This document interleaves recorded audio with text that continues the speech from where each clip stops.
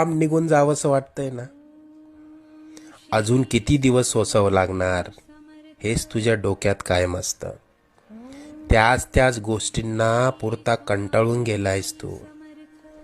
मला माहितीये या वेदना आता तुला सहन होत नाहीये. यापुढे अशी समस्या तुला सतावणार नाही. तू आजपर्यंत भरपूर दुःख सहन केलंस. तुझी वाईट वेळ संपून जाईल. त्यानंतर येतील सुखाचे सोन्यासारखे दिवस. बाळा, तू प्रयत्न करत राहा. जिथे तू थांबशील तिथून पुढे तू हाती घेतलेले कार्य आम्ही पूर्णत्वास नेऊ.